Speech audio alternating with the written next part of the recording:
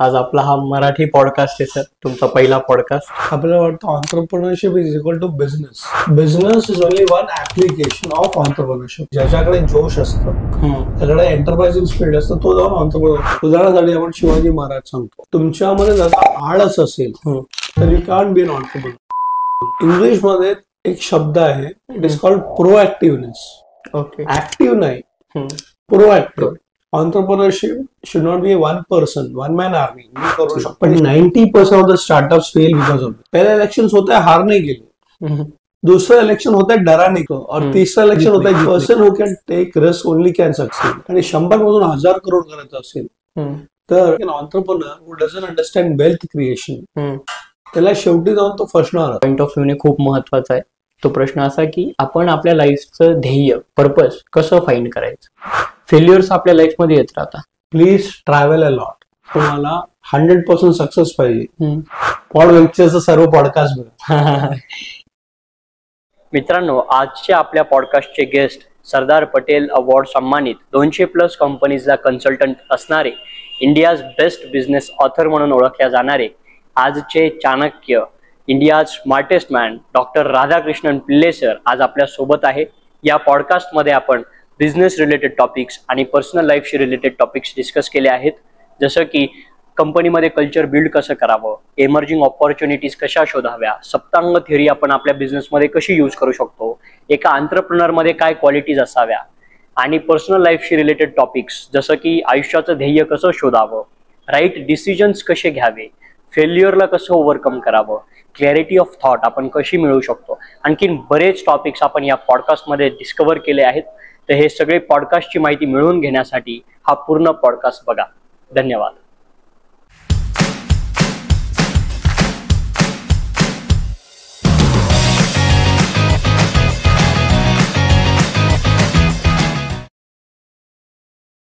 Thank you so much sir for giving your valuable time. Thank you. आज आपला हा Marathi podcast आहे सर, तुमचा पहिला पॉडकास्ट. तर आपला पॉडकास्ट जो आहे सर 2 पार्ट्समध्ये, एक आहे एंटरप्रेन्योरशिप आणि एक आहे पर्सनल लाईफ. तर मग सुरू करूया आपण. सर, एंटरप्रेन्योरशिपचं तुम्ही डिफाईन कसं करता? एंटरप्रेन्योरशिप म्हणजे काय? कसं आहे ना की ऑन्टरप्रिनरशिप आपण जेव्हा विचार करतो, हे शब्द जेव्हा ऐकतो, आपल्याला वाटतं entrepreneurship is equal to business. Right. आपण you have to become an entrepreneur. तर महिन्यात असं कल्पना येते की तो बिझनेस करणार किंवा व्यापार करणार. Actually business is only one application of entrepreneurship. तुला डिटेलमध्ये सांगितलं तर ऑन्टरप्रिनरशिपचं इंग्लिशमध्ये आपण डिटेलमध्ये वाचलं तर कळेल. It comes from the root word enterprise. Okay. A person who is enterprising he becomes an entrepreneur. ह्याचा अर्थ काय की ज्याच्याकडे जोश असतं, त्याच्याकडे एंटरप्राइझिंग स्पिरिट असतं, तो जाऊन ऑन्टरप्रिनर होतो. आणि ते जे आपल्याकडे जी कला असते ऑन्टरप्रिनरशिपचं, it can be applied in business, it can be applied in many places. उदाहरणासाठी आता गव्हर्नमेंटमध्ये आपलं एक निगेटिव्हिटी आहे की सरकारी लोक काम काय करत नाही आणि ते लेझी आहे, साईन आणि पेपर वर्क मध्ये काही काम होत नाही.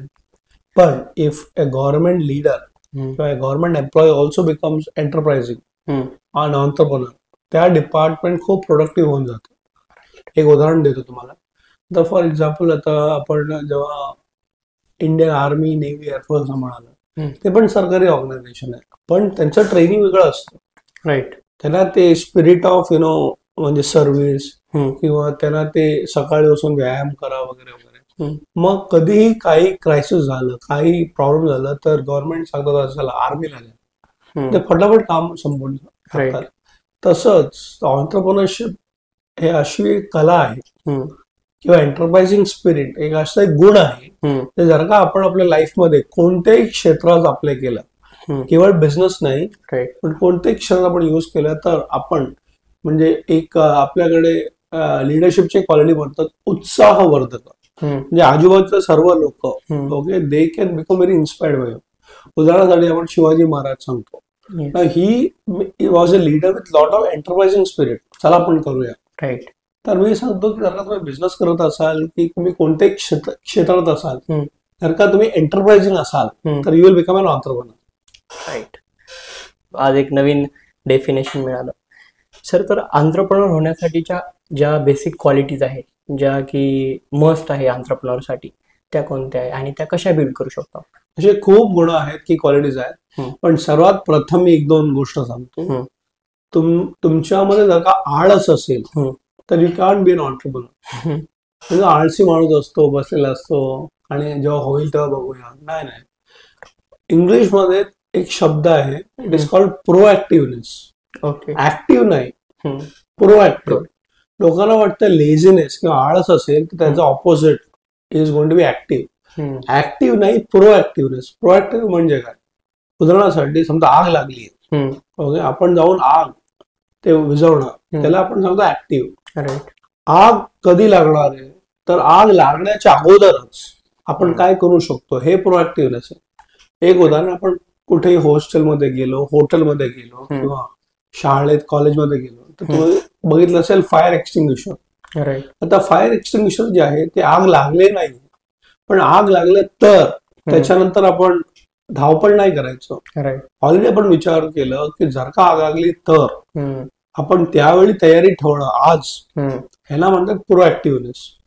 तर एक ऑन्टरप्रिनर बनण्यासाठी the one quality that you should not have is laziness. त्याचा ऑपोजिट आहे प्रोएक्टिव्हनेस. तुम्ही तयारी करा. दुसरं जे क्वालिटी आहे आणि ते खूप आवश्यक आहे ते हे आपल्या टीमला, आपले जे लोक आहेत त्यांना आपल्याला इन्स्पायर करावं लागतं. नाहीतर काय असतं की entrepreneurship should not be one person, one man army. मी करू शकतो, तू करू शकतो. पण हेनरी फोर्ड त्यांनी खूप चांगलं सांगितलं होतं, if you want to go to a small distance you can walk alone, पण if you want to go far you should require a team along with you. तर तुम्हाला समजा 1 करोडचा बिझनेस बनवायचा आहे, त्यासाठी टीम नाही लागत, बरोबर. पण तुम्हाला 100 करोडचं करायचं असेल तुम्हाला मोठी टीम लागते. आणि 100 मधून 1000 करोड करायचं असेल तर हे एक व्हेरी इम्पॉर्टंट त्याच्यातलं एक तत्व आहे की entrepreneur should be a team builder, a team leader. आणि शेवटी हे मी नेहमी सांगतो, त्याला पैसे कसं बनवायचं हे पण माहिती असायला पाहिजे. कारण काय माहितीये का की entrepreneur who doesn't understand wealth creation, त्याला शेवटी जाऊन तो फसणारच. मी हे नाही सांगत की तुम्ही फक्त पैशाचा विचार करा, हे बरोबर नाही, बरोबर. Then he becomes money minded. पण पैशाचा विचार करून काम करणं, तो माणूस प्रॅक्टिकल असतो. कारण पैसे बनवणं तो व्यापारी आहे. पण ऑन्टरप्रिनर काय विचार करतो, पैसे असेल तर मी चांगलं काम करू शकतो, आणि पैसे नसेल तर चांगलं काम त्याचं पण नुकसान होतं. मी खूप संस्था बघितल्या जिकडे त्यांच्याकडे खूप चांगले चांगले कार्य होतात आणि होत असायचं अगोदर. पण काय झालं की नवीन जो लीडर आला त्याला पैशाचा समज नाही आणि मोठी संस्था पण संपून जाते. हे 2-3 क्वालिटीज आहे, बाकी तर 100 गुण आहेत ऑन्टरप्रिनर. आणि सर, ज्या लोकांमध्ये त्या क्वालिटीज नाही ते बिल्ड करण्यासाठी एक छोटी ऍडवाइस. छोटी नाही, खूप मोठा ऍडवाइस आहे. दुसरा छोटा आहे, हे मला चाणक्याचा अर्थशास्त्रामध्ये हे एक टिप मला मिळालं किंवा गायडन्स मिळाला. ह्याला संस्कृत मध्ये सांगितलं तर हे गुण आहे वृद्ध संयोग. ओके. 2 शब्द आहेत संस्कृत मध्ये, त्याचं पूर्ण जोडलं तर आपल्याला कळेल. एक आहे वृद्ध आणि एक आहे संयोग. वृद्ध म्हणजे काय? वृद्ध म्हणजे आपल्याला वाटतं काही वृद्धाश्रम मध्ये बसलेला माणूस, किंवा आपण इंग्लिश मध्ये सांगितलं ओल्ड पर्सन. असं नाहीये. एक असतं आयुवृद्ध, जो व्यक्ती वयाने मोठा आहे त्याला आपण वृद्ध म्हणतो. पण काय काय लोक असतात त्यांच्याकडे ज्ञानाची वृद्धी असते. आता मला खूप असे टीचर्स माहिती आहेत जे आयुने छोटे असतात आणि ते स्टुडंट जे असतात ते आयुने त्यांच्यापेक्षा मोठे असतात तरी त्यांच्याकडे येतात. तर मला एक प्रोफेसर माहिती आहे वयाने फक्त 40 वर्षाचा, ओके, त्याच्याकडे ते स्टुडंट आहे 60 वर्षाचं, 70 वर्षाचे लोक येतात. तर वृद्धाच्या आयुच्या आपण मार्गाने घेतलं तर तो माणूस ऍक्च्युली छोटा आहे, पण ज्ञानाने तो वृद्ध आहे. तर आयुवृद्ध आहेच, आपण मोठ्या लोकांकडे जायचं, त्यांच्याकडून शिकायचं. पण ज्ञानी जे लोक आहेत त्यांच्याकडे संबंध ठेवणं, त्याच्याने फायदा काय होतो की तो व्यक्ती जो अनुभवी असतो तो तुम्हाला शिकवणार की काय करायचं आणि काय नाही करायचं. तर इन केस तुमच्याकडे ते गुण नसेल ऑन्टरप्रिनरशिपचा किंवा बिझनेस लीडरचा, नो प्रॉब्लेम. फॉर एक्झाम्पल पहिल्यांदा बिझनेस करतोय आणि भारतामध्ये आपल्याला आता दिसतंय की खूप जे लोक आहेत ते फर्स्ट जनरेशन बिझनेसमॅन आहेत. किंवा बिझनेस वुमन आहेत, राईट, त्यांचे आई बाबा सरकारी नोकरी करत होते किंवा प्रायव्हेट मध्ये नोकरी करत होते, बरोबर, आणि मुलगा किंवा मुलगी सांगते नाही मला स्वतःचा व्यवसाय करायचा, त्यांच्याकडे अनुभव नाहीये आणि त्यांच्याकडे कदाचित थिअरेटिकल नॉलेज असेल, थोडाफार अभ्यास केला असेल, काही युट्यूब मध्ये व्हिडिओज बघितला असेल, पण त्याच्याने त्याला गॅरंटी ऑफ सक्सेस हे नाहीये. मग काय करायचं, तुम्ही त्या क्षेत्रातले सक्सेसफुल लोकांच्या संयोग मध्ये राहायचं, कारण त्यांच्याकडे अनुभव आहे, ज्ञान आहे. बरोबर, एक छोटं उदाहरण, जर का तुम्ही आता हे पॉडकास्ट करतायत, येस, आणि तुम्ही पहिल्यांदा करताय तर तुम्हाला पण टेन्शन येणार, येस, पण ज्यांनी तुमच्या अगोदर पॉडकास्ट केलं असेल, त्याला हे माहिती असेल एकाला टेक्निकली, त्याला जाऊन भेटायचं, त्याला माझा पण मनात आहे, तुम्ही मला गाईड करता का. आणि अमेरिकामधलं खूप फेमस एक्झाम्पल आहे की जेव्हा मार्क झुकरबर्ग, जो फेसबुक आणि आता आपण मेटा म्हणतो, त्या फाउंडर जेव्हा पण काही ना काही चॅलेंजेस यायचे किंवा समस्या यायचं, ते स्टीव्ह जॉब्स कडे जायचे. Steve jobs is the mentor. आज आपण त्याला खूप इंग्लिशमध्ये फॅन्सी वर्ड्स, मेंटरशिप, कोचेस असं म्हणतात, पण आपल्या इकडे प्रत्येक राजाला एक राजगुरू होता. तसंच तुम्हाला जर का त्या क्षेत्राचा अनुभव नसेल किंवा तुम्हाला गायडन्स पाहिजे असेल, तर चाणक्याचा एक छोटा शब्द ह्याच्यात खूप मोठं ज्ञान आहे, ते आहे वृद्ध संयोग. ग्रेट.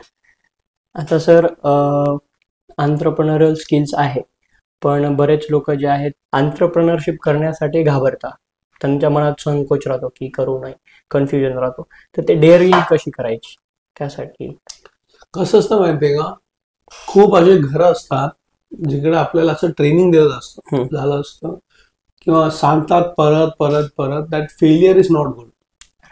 म्हणजे कसं आहे माहितीये का, तू जिंकला नाही तरी चालेल, पण तू हारू नकोस. If you don't succeed fine, but you should not fail. आता काय होतं की माणसाला हळूहळू हळू त्याची एक भीती वाटायला लागली, आणि ते आपल्या एक सायकीमध्ये किंवा मनात एक शिरून जातं की जर का माझं काहीतरी नुकसान झालं किंवा फेल, देन समाज मला काय म्हणणार, माझ्यावर हसणार. ह्याच्यामुळे काय होतं की ते भीती आतमध्ये जाते आणि तुम्ही रिस्क टेकिंग एबिलिटी हे बंद करून टाकतात. राईट. तर हे ज्या घरी ऑलरेडी बिझनेस किंवा एंटरप्रेन्योरशिपचं कल्चर आहे, तिकडे असं ट्रेनिंग नाही होत. आता तुम्ही आपल्या भारतामध्ये असे खूप समाज आहेत, गुजराती समाज असेल, मारवाडी समाज असेल, आता त्यांच्याकडे पिढीने पिढी ते बिझनेस करत होते. त्यांच्या घरी बघितलं, असं ना मी यांचं फक्त नाव सांगतोय, म्हणजे महाराष्ट्रामध्ये पण बिझनेसेस आहेत, पण कसं आहे की ते आपण त्यांच्याकडे बघितलं तर असं कळतं की त्या लोकांनी आपल्या मुलांना किंवा आपल्या ज्या घरात लोकांना कसं ट्रेन केलं, तू घाबरू नकोस, मी तुझ्या बरोबर आहे, तर तू रिस्क घे. बट रिस्क म्हणजे काय, फक्त असं जोश में येऊन चला आपण असं नाही, ते कॅल्क्युलेटेड रिस्क. तर कॅल्क्युलेटेड रिस्क म्हणजे काय, अच्छा तुला 100 रुपये लागणार आहे, फायदा कितना होणार, ओके 100 रुपये घातलं, बरोबर केलं तर मला 200 रुपये मिळणार, ओके. तर तुला 100 रुपयेचं नुकसान करण्याची कॅपॅसिटी आहे का, नाहीये. तर बाबा काय सांगतात, तू पुढे जा, मी तुला 100 रुपये देतो. आणि काय काय लोक मी असं बघितलंय की सांगतात मी तुला 300 रुपये देतो, अरे मला 100 रुपयाची गरज आहे. बाबा सांग एक काम कर, तुझं कॅल्क्युलेशन 100 रुपयाचं आहे, पण मला माहिती आहे की पहिला जेव्हा प्रोडक्ट तुम्ही लॉन्च करणार, कदाचित तुम्हाला सक्सेस मिळणार नाही, तू थांबू नकोस, ते प्रोडक्टला परत तू इनोव्हेट कर, रिफाईन कर, आणि टेक ए सेकंड रिस्क, अजून 100 रुपये घे, कदाचित सेकंड प्रोडक्ट पण फेल होईल, टेक ए थर्ड टाइम, आणि थर्ड टाइमला 100% तू सक्सीड होणार. आता हा जो मुलगा किंवा मुलगी असेल ज्याच्याकडे ऑलरेडी ते बॅकिंग आहे, त्याला भीती कधी वाटणारच नाही. इनफॅक्ट मला आठवते की मला एक पॉलिटिकल नेत्याने हे सांगितलं होतं, मला माझा मुलगा जेव्हा पॉलिटिक्स मध्ये जाणार, हिंदीमध्ये त्यांनी सांगितलं होतं मला की पहला इलेक्शन होता है जीतने के लिए नहीं होता, पहला इलेक्शन होता है हारने के लिए, दूसरा इलेक्शन होता है डराने के लिए ओपोनेंट को, और तीसरा इलेक्शन होता है जीतने के लिए. त्याच्यात ते मनातलं भीतीच निघून गेले की पहिल्यांदा मी लढलं तर मी जिंकणार का. बाबाने काय सांगितलं की बेटा पहिल्या इलेक्शन मध्ये तो जिंकणारच नाही, जर का जिंकला तर all the best, it's a luck factor. First election is for losing, आणि दुसऱ्या इलेक्शन मध्ये त्याला दाखवायचं की मी पण आलोय, आम्ही मी कच्च्या खेळाडू. तिसऱ्या इलेक्शन मध्ये तर मी का सांगतोय, एंटरप्रेन्योरशिप मध्ये आपल्या मनात असे की आपल्या घरी म्हणजे आपल्या म्हणजे मॅक्सिमम जे आपण मिडल क्लास सोसायटी म्हणतो, आई बाबाला एक कम्फर्टेबल म्हणजे नाही बाबा तो नोकरी का, प्रत्येक महिन्यात तुला एवढा पगार मिळेल, तू कशा बिझनेस जातो, बिझनेस कशाला करतोय, तर तो मुलगा किंवा मुलगी त्याच्यात रिस्क टेकिंग कॅपॅसिटी संपवून जाते. राईट. तर माझं हे म्हणणं आहे की जर का तुम्हाला अशी लोक मिळाले, मी फक्त आई बाबाला ब्लेम करत नाही, किंवा तुम्हाला असं कोणी फंडर मिळालं, तुम्हाला कोणी असे चांगले गुरु मिळाले की तू पुढे जा, मी तुझ्या पाठी आहे, मैं हूं ना, त्याच्यामुळे काय होतं की the risk taking capacity becomes big. Right. आणि a person who can take risk only can succeed. तसा एक व्यक्ती 100% बिझनेस असो किंवा काही तुम्ही प्रोजेक्ट करणार त्याच्यात तुम्हाला कधीही नुकसान होणार नाही. म्हणजे फॅमिली सपोर्ट किंवा कोणाचा तरी सपोर्ट असणं खूप महत्वाचं आहे. राईट. सर, भरपूर प्रॉब्लेम स्टेटमेंट्स आहे मार्केटमध्ये. जेव्हा आपण एंटरप्रेन्योरशिपमध्ये एंटर करायचा विचार करतो, आपण विचार करतो की कोणता प्रॉब्लेम मी सॉल्व्ह करू आणि ज्याच्या थ्रू मी बिझनेस जनरेट करत नंतर. तर प्रॉब्लेम अनालाइज कसा करायचा, सिलेक्ट कसा करायचा? ह्याला एक प्रोसेस म्हणतात, आपण मॅनेजमेंटच्या संदर्भात बघितलं, ह्याला म्हणतात रूट कॉज अनालिसिस. ओके. ज्यांना ह्याच्यावर काय विचार करायचा असेल, you can google it. Root cause analysis म्हणजे काय, आपल्याला एक प्रॉब्लेम दिसतो बरोबर वरून, पण ते प्रॉब्लेमला ऍक्च्युअली खरं प्रॉब्लेम आहे का, त्याला अनालाइज करावं लागतं. उदाहरणासाठी तुम्हाला एक आठवड्यानी खोकला आहे, खोकल्यानंतर तुम्ही घरचं काय घेतलं, मग काय टॉनिक घेतलं, काय टॅबलेट घेतलं, 1 दिवस झालं, 2 दिवस झालं, 3 दिवस झाले, 1 आठवडा झालं, तरी घर की जो दादीमा का नुस्खा आहे, ते घरचं जे आपण सांगतो घरगुती औषध चालत नाही.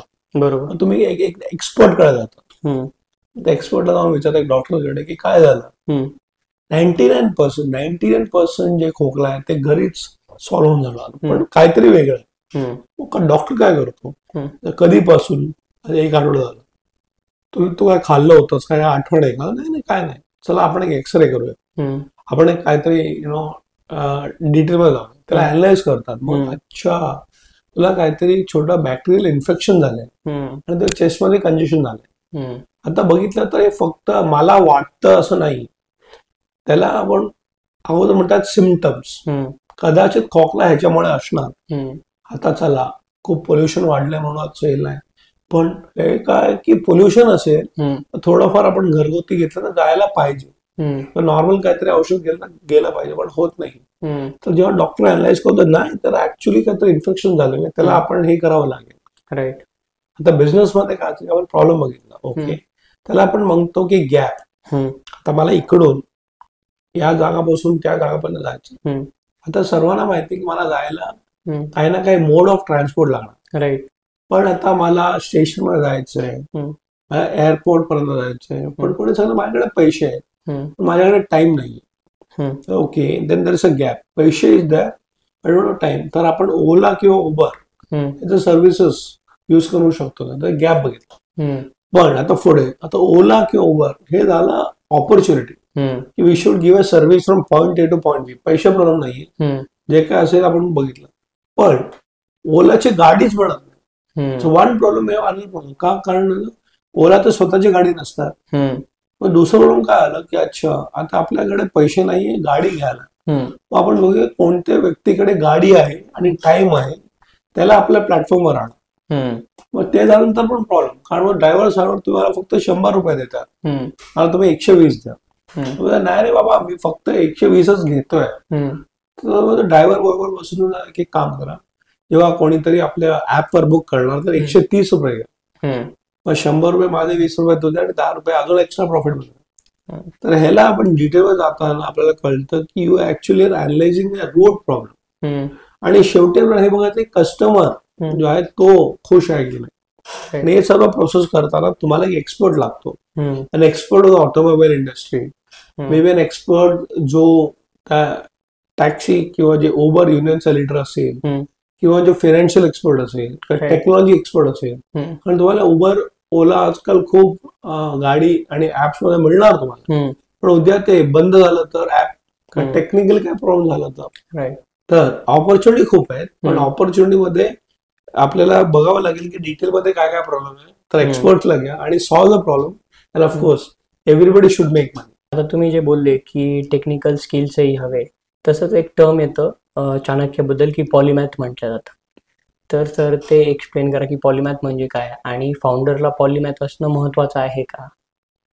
हे चांगला प्रश्न आहे, कारण पॉलिमॅथ हे शब्द जे आहे त्याचा अर्थ आहे a person who is expert in multiple fields. Right. आता आजकाल काय झालंय की आपल्या इकडे एक जनरेशन किंवा एक पिढी अशी आहे where there are specialist in one subject. Doctor आहे, ओके. आपण आजकाल विचारतो की डॉक्टर म्हणजे कोणता डॉक्टर. अगोदर कसं एक फॅमिली डॉक्टर असायचा. तुम्हाला खोकला झाला की डोकेदुखी झाली तुम्ही एकच डॉक्टरकडे जायचं. आता असं नाही, आता डॉक्टर पण स्पेशलाइज झाले. तर तुम्ही एक दिला okay he is an ENT specialist. Okay. Okay. दुसरा आहे तो डेंटिस्ट आहे. तिसरा आहे तो हार्ट स्पेशलिस्ट आहे. राईट. तर in a generation of specialization तो व्यक्ती ते विषय सोडून दुसरा विषय बघत नाही किंवा त्याला कळत पण नाही. पण पॉलिमॅथ असा नाही, तो एक विषय नाही, त्याला 10 विषयावर पण त्याची मास्टरी असते. उदाहरणासाठी आता तुम्ही you can B an artist also, you can be a scientist also, and you can be a businessman also, and you can be a teacher also, and you can be an author also. Right. असं होतं का? कितीतरी उदाहरण. आता भारतातला एक खूप मोठा सायंटिस्ट, त्याचं नाव होतं डॉक्टर होमी भाभा. ओके. त्यांनी डिपार्टमेंट ऑफ ॲटॉमिक एनर्जी वगैरे भारताला एक न्यूक्लिअर पॉवर बनवलं त्यांनी. आता लोकांना माहिती तो सायंटिस्ट होता, पण दुसऱ्यांना हे माहित नव्हतं की basically also an artist, a painter. Right. He was a great violin player. आता तो पेंटर पण आहे, व्हायोलिन प्लेअर पण आहे, सायंटिस्ट पण आहे. He was also an entrepreneur. Okay. आणि त्यांनी BRC Bhabha Atomic Research Centre, Tata Institute of Fundamental मोठी मोठी संस्था बनवली, इन्स्टिट्यूशन बनलं. आता आपण पॉलिमॅथ असं सांगितलं, चाणक्य हे जे व्यक्ती होते त्यांना खूप विषय यायचे. अर्थशास्त्र ऑफ कौटिल्यामध्ये 180 विषय आहेत इन वन बुक. म्हणजे एक आहे की एक लीडर कसा असायला पाहिजे, पण फक्त राजा नाही, अमात्य कसं असायला पाहिजे. अमात्य झालं ठीक आहे, मग कोषाध्यक्ष कसं असायला पाहिजे, मग एक पोलिसिंग सिस्टम कसं असायला पाहिजे. मग बघा, म्हणजे त्यांनी लॉवर लिहिला, त्यांनी लिडरशिपवर लिहिला, मॅनेजमेंटवर लिहिला. तर आता एकच व्यक्ती एवढं खूप मोठे मोठे वेगळ्या विषयावर कसं करू शकतात, बिकॉज ही वॉज अ पॉलिमॅथ. आणि भारतामध्ये जे एज्युकेशन सिस्टम होतं, शिक्षणाची पद्धती होती, त्याच्यात actually every student was a polymath. Right. आणि every teacher was a polymath. आज कसं की हिस्ट्री टीचरकडे गेला आणि त्याला आपण विचारलं मॅथ्सचं प्रश्न, त्याला येत नाही. मॅथ्स टीचरला विचारलं की हिस्ट्री ऑफ शिवाजी सांगा, आणि 2 तुम्हाला मॉडर्न डे उदाहरण देतो. एक आहे आपले Lokmanya Bal Gangadhar Tilak. He was a polymath. Think about it की त्यांचा मॅथ्स मध्ये गणितामध्ये अभ्यास होता, ऑल्सो अ लॉयर. 2 वेगवेगळे सब्जेक्ट झाले. आणि त्याच्या ज्योतिषावर पण अभ्यास होता. आता आजकालच्या जनरेशन मध्ये तुम्हाला कोणी बोलत की त्या गणितज्ञ पण आहेत, लॉयर पण आहेत, आणि ते सोडून त्यांचा इंग्लिश आणि मराठी आणि संस्कृत मध्ये पण त्यांचा एक अभ्यास होता. पॉलिमॅथ. ओके. आणि फक्त लोकमान्य टिळक नाही, आता तुम्ही बघा गो बॅक पतंजली. आता आज आपण पतंजली सांगितलं, बाबा रामदेव. ऑफकोर्स पतंजली असा ब्रँड जे आहे ते पतंजली प्रोडक्ट्स, पण वॉज पतंजली एक ऋषी होते, त्यांनी योगसूत्र लिहिलं. आजकाल आपण Patanjali Yogasutra because you international युग आहे. पण किती लोकांना माहिती आहे की actually Patanjali was a polymath. His major subject was भाष्य. He was a linguist. Linguist. म्हणजे आज भारतामध्ये ज्यांनी योगावर एवढं फेमस काम केलेलं आहे, त्याचं सर्वात मोठं जे टेक्स्ट आहे दॅट इज कॉल्ड महाभाष्य. तर think about it, you can have 2 subjects. तसंच मी सांगतोय, आपल्या इकडे एक व्यक्ती आज तू काय करतो रे, हो आय एम ए फोटोग्राफर. माझा दुसरा प्रश्न आहे, can you be only a photographer? Of course you love photography, but you can be businessman also, you can be teacher also, you can be good cook also. तर आपण जेव्हा सांगितलं की एवढे आपले कला असायचे, you can be singer, you can be an artist, you can be a podcaster. So a polymath doesn't limit himself to one field. एक क्षेत्रामध्ये काम करणारा व्यक्ती, एकच क्षेत्राला पकडून चालणारा व्यक्ती, त्याला म्हणतात स्पेशलिस्ट. आणि असा व्यक्ती जो खूप क्षेत्रामध्ये काम करतो इज अ पॉलिमॅथ. ओके. आपल्या समोरही एक उदाहरण बसलेलं आहे. तर सर आता आपण एंटरप्रेन्योर मध्ये काय स्किल्स आहे ते बघितलं, प्रॉब्लेम स्टेटमेंट कशी सॉल्व्ह करायची ते बघितलं. आता सर, जेव्हा आपण एखादी प्रॉब्लेम स्टेटमेंट बघतो की मी ही सॉल्व्ह करतोय, तर प्रश्न येतो को फाउंडरचा. सपोज माझ्यामध्ये सगळं माझे स्किल्स पुरेसे नाहीये, तर को फाउंडर मध्ये प्रोफेशनल स्किल्स सोडूनही आपण अजून काय बघितलं पाहिजे? कसं आहे माहितीये का, एस्पेशली कॉलेजमध्ये असताना खूप लोक कॅन्टीन मध्ये बसून डिस्कस करतात, चला आपण एक कंपनी चालू करू. आणि आजकाल प्रत्येक कॉलेजमध्ये काय ई सेल, ऑन्टरप्रेन्योर सेल आहे, इन्क्युबेशन सेल आहे. येस. तर सर्वांना वाटतं की मी पण करू शकतो. आणि जसं म्हणतात जोश में ते काय करतात, आपल्या क्लासमेटला पार्टनर बनवतात आणि ते को फाउंडर्स. पण 90% of the startups fail because of this.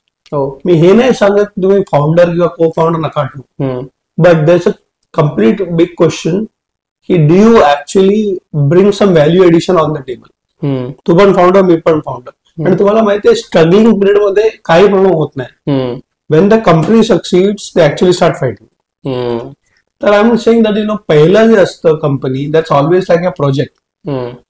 Okay, but second company to be taken very seriously.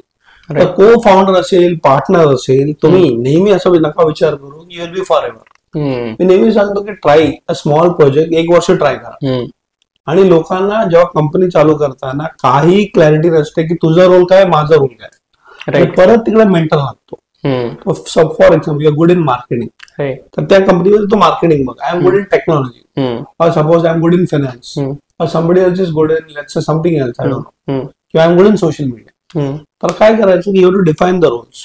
मला खूप कंपनीज माहिती आहे को फाउंडर्स हॅव नो क्लॅरिटी की तुझं काम काय आणि माझं काम काय. राईट. बट उलटा पण आहे. I know so many founders who have been together for 30-35 years.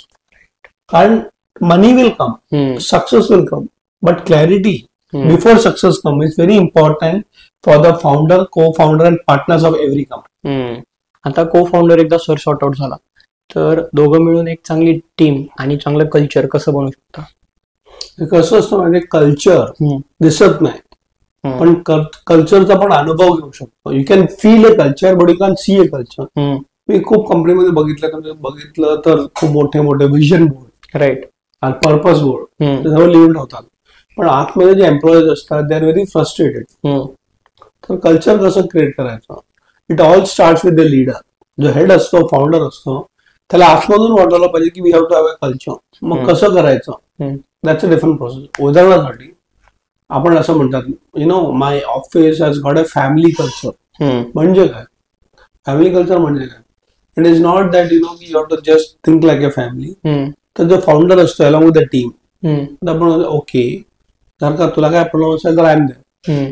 Okay, आणि त्या लोकांना पण वाटायला लागतं की हे बाबा माझी कंपनी माझं दुसरं घर आहे. In fact lot of employees actually spend more time in their offices and with their families. पण ते कल्चर कसं आणायचं, त्याचं लीडरचं जे विचार असायला पाहिजे मोठं असायला पाहिजे. इनफॅक्ट माझं पुस्तक आहे कॉर्पोरेट चाणक्य, आणि आता पण जे एक पुस्तक लिहिलंय चाणक्याज 100 बेस्ट सूत्र, त्याच्यात मी सांगितलंय की leader should create a culture and business will happen. तर मला आता आठवलं, एक चंदीगडमध्ये एक संस्था होती आणि मी तिकडे एक लीडर, त्यांच्या जे हेड असतो त्याला ओळखायचं, आणि सांगितलं की I like to visit your office, कारण खूप ऐकलं तुमच्या कल्चर बद्दल की खूप लोक खुश आहेत, very happy and all those. नाही, मी तिकडे गेलो होतो, छोटं ऑफिस होतं, 10-15 लोकच होते, पण it was very inspiring culture. म्हणजे आपण ते वाईब्स म्हणतात, व्हायब्रेशन व्हेरी पॉझिटिव्ह. तर म्हणजे ते लीडर ते कुठेतरी छोटं काहीतरी काम करत होते, फोन वगैरे आलं होतं, तर मी त्यांच्या employee without the leader being around त्यांना विचारलं, tell me one thing very frankly.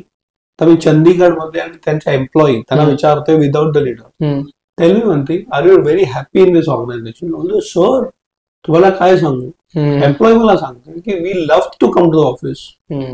असं काय ऑफिसमध्ये? तर तिने मला असं सांगितलं की प्रत्येक संडेला आम्हाला वाईट वाटतं की आम्ही घरी बसलोय. We look forward for Monday. हो, अरे मला मंडेला ऑफिस जायचंय, आणि लोक असतात weekend, thank God it's Friday, आता चला आज फ्रायडे संपलं, 2 दिवस सुट्टी. हे उलट होतं की बेसिकली तुम्हाला मंडे कधी येणार ह्याचा तुम्ही विचार करतो. तुम्ही असं कसं, म्हणजे आमचा लीडर असेल, बरोबर, आम्ही ऑफिसमध्ये येताना आम्हाला असं वाटत नाही, आम्ही घरी बसलो तर आम्हाला त्रास होतो. That's a culture. कारण त्या बॉसने तिकडे बॉसी कल्चर नाही बनवलं. Right. Is actually created a culture everybody feel safe, everybody feels productive and protective, आणि त्यांना असं वाटतं की माझं खरंच घर आहे. तर कॅन यू थिंक, म्हणजे मी हे उदाहरण देतोय, if the leader can help people to feel like this, then you create a great culture. Right. म्हणजे की संडे नाईट मध्ये एम्प्लॉई काय फील करतो ते कल्चर डिफाईन करतात. 100%. राईट. सर, तुम्ही सप्तंग थेअरी बद्दल भरपूर लोकांपर्यंत पोहोचवली, तर सप्तंग थेअरी काय आहे आणि आपण प्रॅक्टिकली आपल्या बिझनेस मध्ये कशी इम्प्लिमेंट करू शकतो? सप्तांग, येस, ह्याला सप्त प्रकृती असं पण म्हणतात. अर्थशास्त्राचं एक सूत्र आहे, त्याला मी अगोदर सांगतो. स्वामी अमात्य जनपद दुर्ग कोश दंड मित्र इति प्रकृतेय. 7 शब्द आहेत, तो 7 वर्ड्स, आणि इति प्रकृतेय, प्रकृती. Okay, according to Chanakya has got 7 elements किंवा 7 पार्ट्स. आणि अर्थशास्त्राचा बुक नंबर 6 चॅप्टर नंबर 1 सूत्र नंबर 1 मला रेफरन्स पाहिजे असेल तर काय आहे सप्तांग? एक चांगला राजा एक चांगलं राज्य कसं घडवतो, how does a great leader or a great king or queen create a great kingdom. तर ते सांगतात हे सप्तांग किंवा 7 अंग, ह्याला तुम्ही जर का बरोबर ह्याचा विकसित केला किंवा त्याच्यावर लक्ष दिलं तर त्यांनी चांगलं एक राज्य उभा होतं. काय ते पण समजा. एक चांगल्या राज्यासाठी 7 अंग लागतात. स्वामी, स्वामी म्हणजे एक राजा. It can be female also, स्वामिनी पण होऊ शकतो. पण राजा एकटा राज्य करू शकत नाही, मग त्याला लागतात अमात्य, आपण मंत्री म्हणतो. जनपद, प्रजा.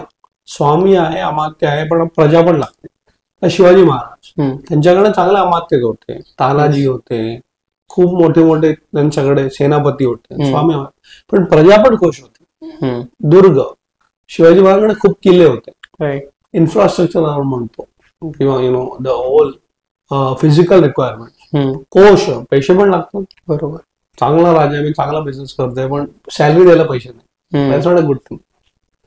दंड, कोश, देन दंड. दंड म्हणजे actually army, which is the requirement for fighting a war. आणि मित्र, मित्र म्हणजे काय? मित्र म्हणजे बेसिकली माझे मित्र, माय फ्रेंड्स, अलायन्स, कोलॅबरेशन. सर जर का एक बिझनेस मध्ये आपण बघितलं तर एक चांगला बिझनेस लीडर स्वामी, अलॉंग विथ गुड मॅनेजर्स अमात्य, आणि हॅपी क्लायंट्स जनपद दुर्ग, आणि चांगला इन्फ्रास्ट्रक्चर लागतो, चांगले सॉफ्टवेअर लागतात, ऑफिस लागतात. कोश, चांगले इन्कम, कॅश फ्लो, पैसे, ट्रेजरी. दंड, चांगलं सपोर्टिव्ह, आणि फायनली चांगले वेंडर, कन्सल्टंट्स, मित्र. जर का हे सप्त अंग चांगले असेल तर that organisation or that kingdom is excellent. Right. It is one of my favourite theory or model. So is mine. Yes. So now let's talk about emotional intelligence.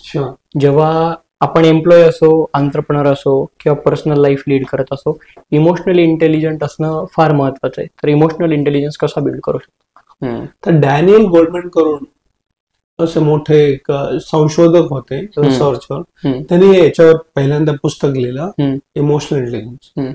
तर आता जे theory it's called balance. Okay. Emotionally intelligent and intelligent along with emotions. फक्त भावना असेल पण problem आहे, आणि फक्त डोकं वापरणं आणि फक्त इंटेलिजन्स वापरणं ते पण चांगलं नाही. आणि फक्त डोकं वापरलं you can become a very strict person. Right. आणि हे this is one problem even in the computer era. आपण सांगतोय की इमोजीस.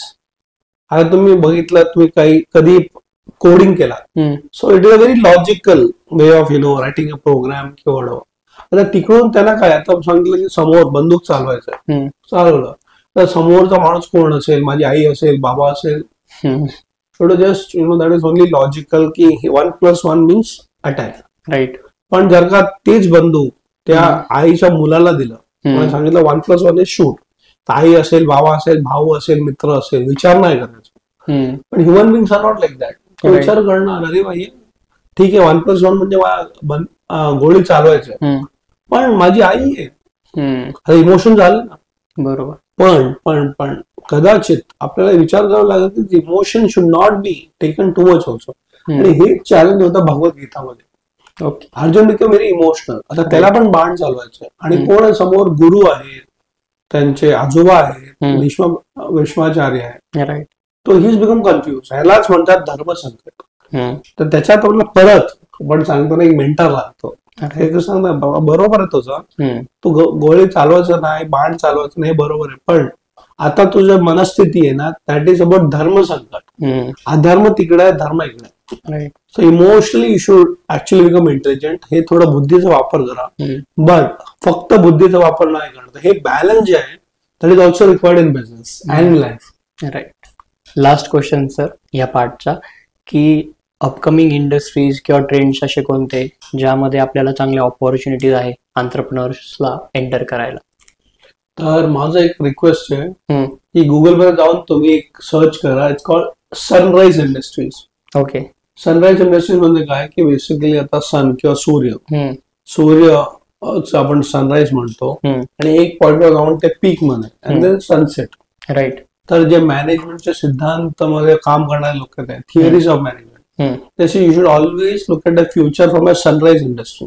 राईट. आणि ते वाढत राहणार. पण एक पॉइंट येईल की द पीक इज ओव्हर, मग ते सनसेट होणार. एक उदाहरण सांगून तर let's say tobacco industry. Okay. आता एक पॉइंट होतं की खूप लोक सिगरेट प्यायचे. राईट. आणि काय झालं की गव्हर्नमेंट पण त्याच्यावरून टॅक्स द्यायचे वगैरे वगैरे वगैरे, थोडं रायझिंग. पण एक पॉइंट आलं त्याच्यातलं, मग लोकांना वाटलं नाही लॉट ऑफ हेल्थ हॅझार्ड्स, हे शरीरासाठी चांगलं नाही, कॅन्सर होतं वगैरे वगैरे. आता असं नाही की सिगरेट और tobacco industry is stopped, still that, पण द पीक इज ओव्हर. हळूहळू ते खाली जाणार. राईट. आणि maybe at one point will stop. पण आता फ्युचर नाही आहे त्याच्यात. पण त्याला पीपल बिलीव्ह की आता आहे ना करा. तर नाव कमी यू शुड मॅप इट की what are the new sunrise industries. Okay. 2-3 उदाहरणं देतो. आर्टिफिशियल इंटेलिजन्स सर्व बोलतात, मशीन लर्निंग आपण बघितलं तर इव्हन ई गव्हर्नन्स किंवा ESG आपण सर्व बघतो, sustainability, governance, climate change, all this are sunrise industries. Right. तर आपल्याला हे बघावं लागेल की हे सर्व फ्युचर आहे. कारण आज जर का तुम्ही अभ्यास केला याच्यावर तर ऍटलीस्ट 20-25 इयर्स पर्यंत मोठं राहणार. And every industry will reach a peak. Right. आणि सांगा की चला आता झालं. I would say do a research on sunrise industries and definitely subjects like ESG, climate change, energy. आणि एनर्जी मध्ये पण आजकाल आहे clean energy, technology. So all this म्हणजे 25 वर्ष अगोदर जर का तुम्ही IT किंवा कम्प्युटर सायन्स केला असता, आजही आहे. पण टुडे डिमांड सप्लाय किती झाले CS. आजकाल कम्प्युटर इंजिनियरचं व्हॅल्यू त्या काळासारखं एवढं नाही, थोडं कमी झालं. Right. So I'm not telling it's sunset, but I think the demand supply has reached the peak. The new fields आपल्याला बघायला, किंवा if you will look at it generally, social media marketing, the sunrise industry. Right. छोटे छोटे लोक आहेत ते करतात आणि बसून चांगलं कमवतात. सो माझं एवढंच रिक्वेस्ट आहे की जर का तुम्हाला फ्युचर बनायचं असेल, study what is called sunrise industry and study a subject in that industry. AI is a future industry, पण have you qualified in AI, which you are. Right. But it's very important to analyze this and then take your career accordingly. Okay. Sunrise industries. Okay. So आता sir आपण part 2 कडे येतोय, ज्यात आपण personal life बद्दल थोडं चर्चा करू. तर पहिला जो क्वेश्चन आहे तो भरपूर लोकांच्या पॉइंट ऑफ व्ह्यूने खूप महत्वाचा आहे. तो प्रश्न असा की आपण आपल्या लाईफचं ध्येय, पर्पज कसं फाइंड करायचं. ह्याच्यावर माझा एक व्हिडिओ आहे, त्याच कॉल्ड फाइंडिंग युअर स्वधर्म. ओके. तुम्ही जर का गुगल केलं राधाकृष्णन पिल्ले अँड फाइंडिंग युअर स्वधर्म, ओके, ह्याच्यात खूप डिटेल क्लिअर आहे. आता मी तुम्हाला 1-2 टिप देतो आता. येस. की आपण त्याला म्हणतात finding your passion and then making it your profession. Okay. Finding your passion and making a profession म्हणजे तुमच्या देवाने काहीतरी गुण दिलेले आहे, जसं आपण म्हणतात नॅचरल टॅलेंट. तर कोणाचं natural talent will be singing, somebody may be a scientist, somebody could be passionately and actually a businessman, somebody could be a passionately politician also. पण लोकांना कळत नाही. आपल्याला प्रॉब्लेम काय झाला, we always compare. Sachin Tendulkar, okay, he was talented as a born cricketer. आता सर्व ह्या हर्ड मेंटॅलिटी, सर्व क्रिकेटर असं होत नाही. राईट. इफ सचिन तेंडुलकर कुड प्ले क्रिकेट वेल और Mahendra Singh Dhoni his swadharma was to play cricket, they became number 1 in that field. Yes. पण उलटा पण आहे. Lata Mangeshkar can be a natural singer and she also got Bharat Ratna, and Sachin Tendulkar got Bharat Ratna. Now look at the other way around. Ratan Tata may be good as an industrialist. After problem was imagine Ratan Tata trying to play cricket. Or Mahendra Singh Dhoni trying to become a businessman and run a Tata group. दोघे fail होणार. Right. What is important is that the process is to find out what is naturally good at it. आणि ते आपण जर का शोध केलं तर आपल्याला ते मिळेल. And then get a guidance and make that particular passion your profession. आणि Sachin Tendulkar again coming back an example, कारण मी क्रिकेट या क्षेत्रात काम केलेलं आहे. So the important thing is that after Sachin Tendulkar found की माझ्या क्रिकेटमध्येच माझं टॅलेंट आहे, आणि he was lucky because his brother, his family, बाबा सर्वांनी त्यांना सपोर्ट केला. आपला प्रॉब्लेम काय माहितीये की जर का तुमच्याकडे टॅलेंट असेल, it to be wildlife photography also, पण घरी सांगणार हे काय. मला आताही आठवतंय, माझा एक मित्र होता, he was very good painter, आणि बाबा त्यांचं ऍक्च्युअली वर्कशॉप ऑफ मोटर गॅराज किंवा ऑटोमोबाईल गॅराज म्हणा किंवा कारचं गॅराज म्हणा. आता बाबांकडे खूप पैसे होते आणि मुलगा खूप टॅलेंटेड होता, आणि मुंबईमध्ये व्हेरी फेमस कॉलेज आहे जे स्कूल ऑफ आर्ट्स. त्याला ऍडमिशन मिळालं, आणि मग बाबा मला पेंटिंग करायचं आहे. बाबाला आलं राग, तो काय एवढा मोठा बिझनेस मी बनवून ठेवलंय, हे सोडून तर काय झोला लेके घुमेगा. आणि त्याला ते अभ्यास करायला दिला, आणि तो जाऊन मग ऑटोमोबाईल इंजिनिअरिंग केलं, आणि तो बाबांच्या वर्कशॉप मध्ये बसायचा. पण every single day till today बाबाला शिवाय घालतो तो, मला हे हा पैशासाठी करायचंय, पण माय पॅशन इज फॉर पेंटिंग. आणि बाबा वारल्यानंतर यू विल बी सरप्राईज, त्याचा बिझनेस विकला आणि स्वतः पेंटिंग करणं व्हेरी गुड पेंट. मला एवढंच सांगणं की कोणाला ब्लेम नका करू, but try to find out what is good, what's your स्वधर्म, and make that passion your profession. Right. Sir, आपण जेव्हा लोकांना भेटतो वेगळ्या वेगळ्या, बरेच लोक आपल्या बिझनेसमध्ये आपले पार्टनर्स होता, टीममेट्स होता, पण त्यांचे डिझायर्स, त्यांचे मोटिवेशन्स ते कसे समजून घ्यायचे? कारण बरेच लोक ऍक्ट करतात फ्रेंड राहण्याचं, आणि नंतर ते नाही, हे नॅचरली प्रत्येक व्यक्ती जो दिसतो कदाचित तो नसतो. राईट. जे सांगतात ते खरं नसतं. तर ह्याच्यात आपण असं चाणक्याचं जर का एक आवडचे मापदंड बघितलं, is basically test before you trust. Okay, तर हिंदी में जाचो परखो पहिले. आणि कदाचित पहिला आपल्याला कळणार नाही, कारण जेव्हा तुमच्या बिझनेसमध्ये कोणी को फाउंडर पार्टनर आला आणि मी पण तुला हेल्प करायला तयार, actually he or she may not be your real partner. Test, ठीक आहे, काम करूया, 2 महिने काम करून बघूया. हळूहळू 2 महिन्यात कळेल, अच्छा त्याला खरंच पॅशन आहे का. बरोबर. नाहीतर तुम्ही 24 तास काम करणार, तो 6 तास काम करणार, तर आता मला 50% पार्टनरशिप देईल. Passion also has to be seen. तर मी नेहमी सांगतो की समोरच्या व्यक्तीला अगोदर आपल्याला डायरेक्टली कदाचित कळणार नाही की त्याचं इंटेन्शन काय. राईट. पण हळूहळू आपल्याला कळेल. म्हणून नेहमी सांगतो मी की don't take fast decisions, take time to जज the person and then take a decision. मग तुम्हाला पण अपसेट नाही होणार, इट्स ओके. म्हणजे समोरच्या माणसाने चुकी केलं किंवा त्याचे इंटेन्शन वेगळं असेल तरी ठीक आहे, पण don't get carried away what a person says. त्यांनी काय सांगितलं आणि त्याच्या मनात काय, ह्याच्यात कदाचित थोडा गॅप असेल, ते गॅप पण अनालाइज करा.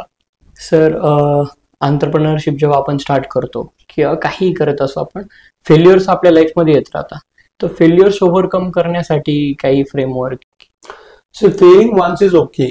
म्हणजे लहान बाळपण असतो ना, ते डायरेक्टली धावायला शिकत नाही. राईट. हळूहळू बेबी स्टेप्स. एकदा गेला पडला, दुसऱ्यांदा ट्राय केला पडला. आता तो जो छोटा मूल असतो, त्या मुलाला असं वाटतच नाही की आय एम फेलिंग, त्यांना वाटतं आय एम ट्राईंग.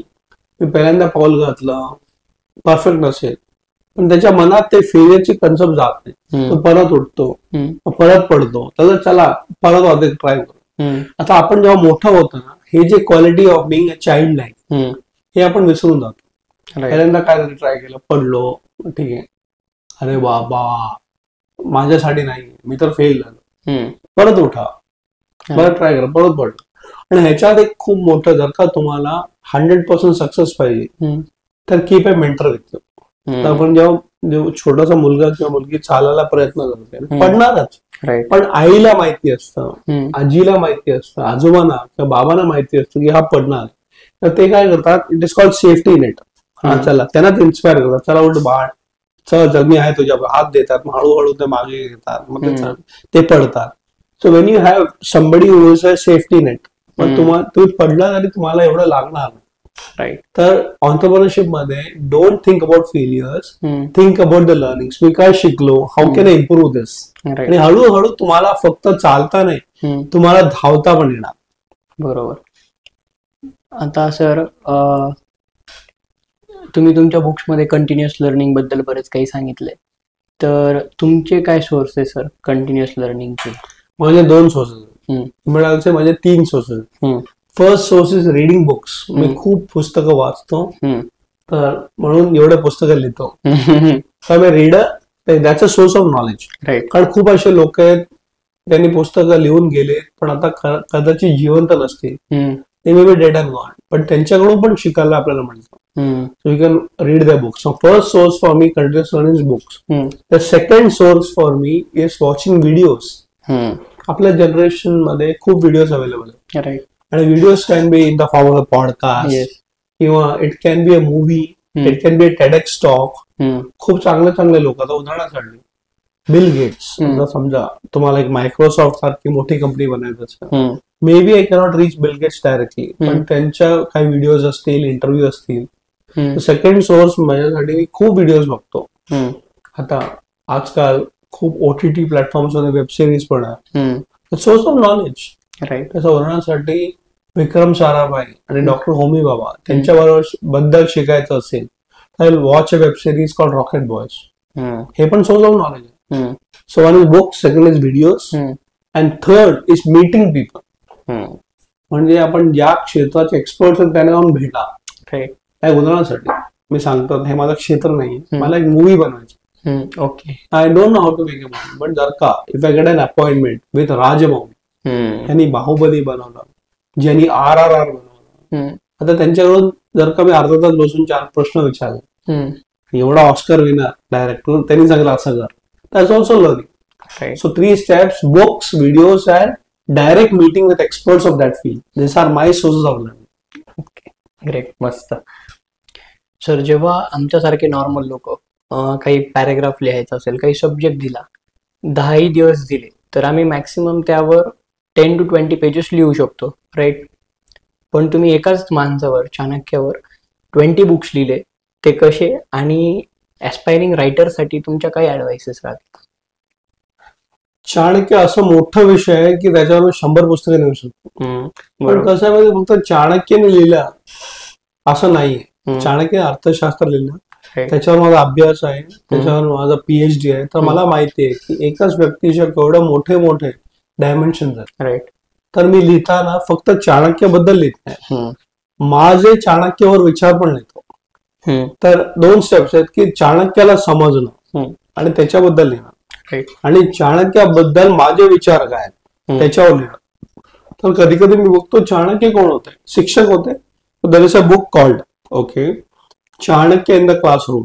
तर चाणक्य एक शिक्षक कसे होते, आणि जर का तुम्ही स्टुडंट असाल, विद्यार्थी असाल, तर तुम्ही काय करायला पाहिजे, चाणक्य आता ज्ञानाचं एक पुस्तक झालं, बघितलं नाही, चाणक्यचं एक जे डायमेन्शन आहे ते आहे हाऊ टू क्रिएट वेल्थ.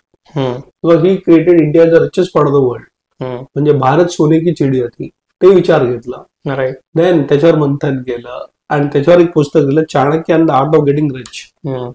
मग बघितलं, कॉर्पोरेट वर्ल्ड मध्ये करू शकतो का कॉर्पोरेट चाणक्य, मुलांसाठी करू शकतो का चतुर चाणक्य. आता बघा 22 पुस्तकं झाले, 1 नाही 2 नाही 3, आणि ऑल 22 आर बेस्ट. देवाची कृपा. अजून 4 पुस्तकं लिहितो. माझं जे नवीन पुस्तक आहे Chanakya for entrepreneurs and startup. आता हे पण जर आवश्यकता आहे, कारण लोकांना आता ऑन्टरप्रिनरशिप, मेंटरशिप आपण बोलतो, it's very important that I start looking at Chanakya differently.